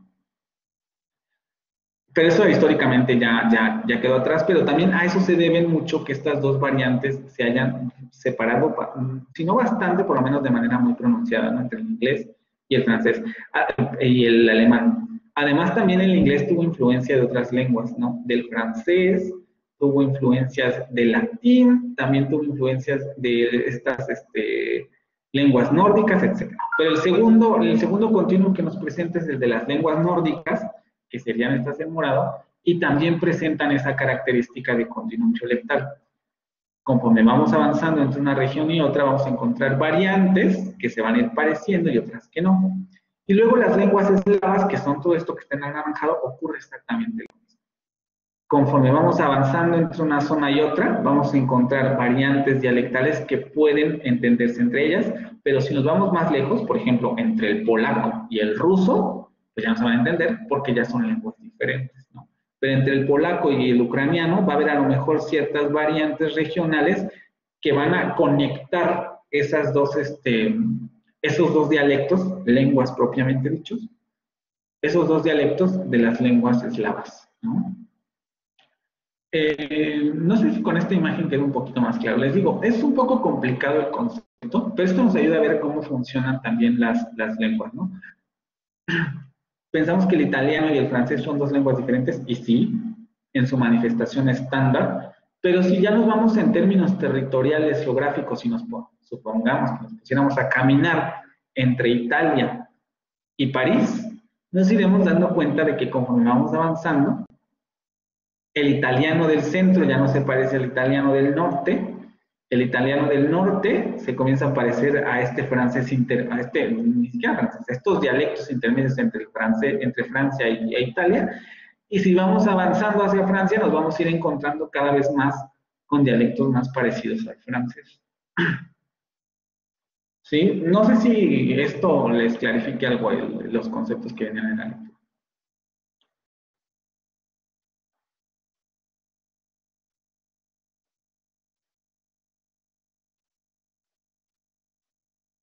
¿Sí o no? ¿Sí? Bueno, pues entonces lo dejaríamos hasta aquí y ya si no hay dudas, nos vemos el lunes. Les digo, terminamos esta presentación, sesión de preguntas con relación a lo que tengan dudas, o sea, ya vienen estudiados y preguntas específicas y eso lo guardaremos como repaso, porque no nos da tiempo de repasar todas las diapositivas, ¿no? Y otra vez les repito, estudien, porque el examen viene de todo lo que hemos visto, lecturas, diapositivas, ejercicios que hemos hecho, etcétera, ¿sí?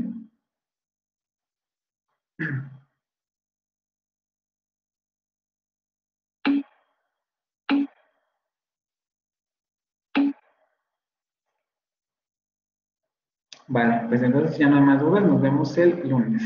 Que tengan buen día, chicos, y buen fin de semana.